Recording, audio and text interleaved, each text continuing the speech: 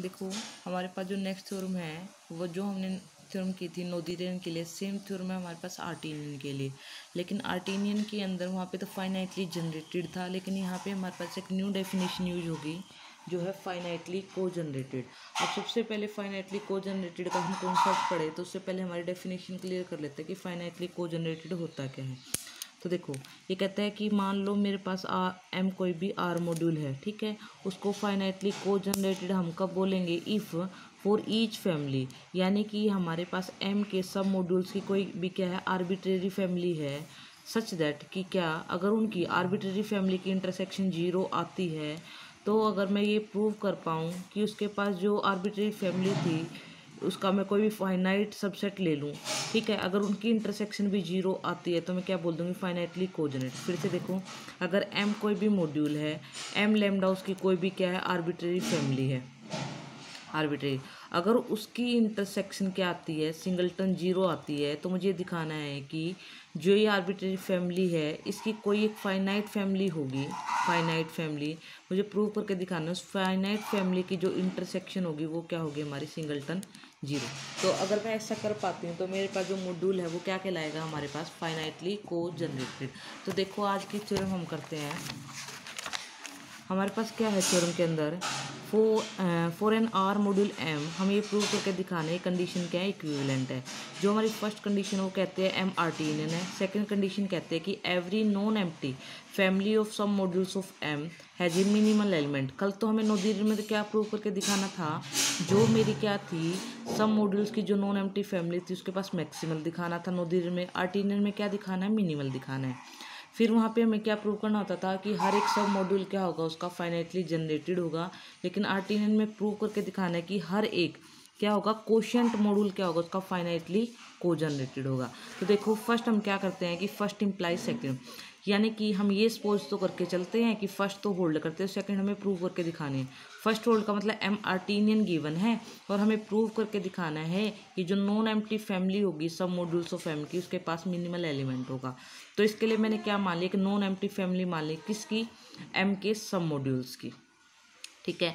अब मुझे ये प्रूव करके दिखाना है जो ये नॉन एम्प्टी फैमिली है ना, इसके अंदर कोई एक मॉड्यूल ऐसा होगा जो मिनिमल होगा, ठीक है। सिंस देखो ये फैमिली कैसी है, नॉन एम्प्टी है, तो इसके अंदर कोई ना कोई एलिमेंट भी होगा। तो मैंने मान लिया कि एम लैम्डा 1 इसका कोई भी एक एलिमेंट है। अब मैंने कहा कि अगर एम लैम्डा 1 ही मिनिमल एलिमेंट हो जाता है, यानी कि अगर मान लो मेरे पास बॉक्स में 6 बॉल है, ठीक है, और मुझे रेड कलर की बॉल निकालनी है, 6 में से अगर मान लो पहले ही रेड निकल के आ गई तो मैं आगे सर्च ही नहीं करूँगी second third fourth fifth six कैसे कलर की हैं।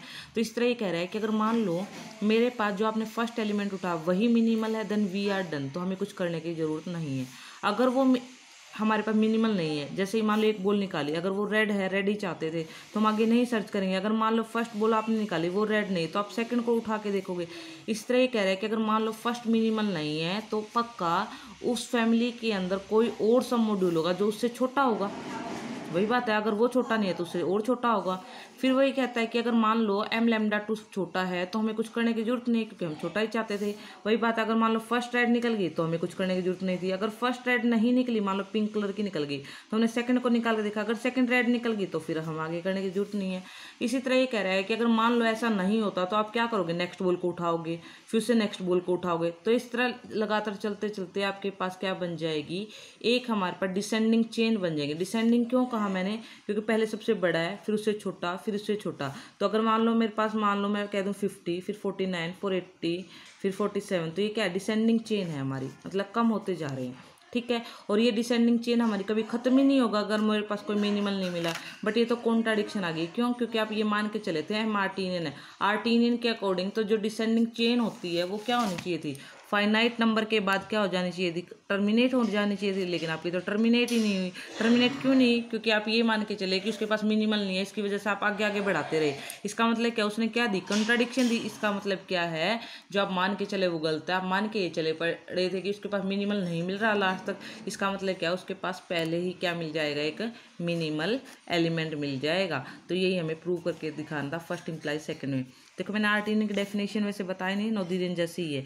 इसके अंदर क्या था, सब मॉड्यूल्स थे, वहाँ पे हमारे पास क्या थी, असेंडिंग चेन थी, और यहाँ पे क्या डिसेंडिंग। असेंडिंग में तो क्या होता है भाई M1 से बड़ा M2, M2 से बड़ा M3 से बड़ा M4, ये सीरीज ऐसे चल रहा है। डिसेंडिंग में क्या है, पहले M1 सबसे बड़ा, फिर उसे M2 से छोटा, फिर M3 से छोटा, और ये डिसेंडिंग चेन है। अगर मैं यहाँ पे एक पॉजिटिव इंटीजर k ढूंढ पाती हूँ सच दैट कि डिसेंडिंग चेन कुछ टर्म के बाद क्या हो जाए, टर्मिनेट हो जाए, तो हम क्या बोल देते हैं कि ये कैसी है, हमारे पास जो मॉड्यूल है जिसके ये सब मॉड्यूल्स हैं वो मॉड्यूल हमारा कैसा है, आर्टिनियन है। तो देखो फर्स्ट पार्ट में तो यही था इसके।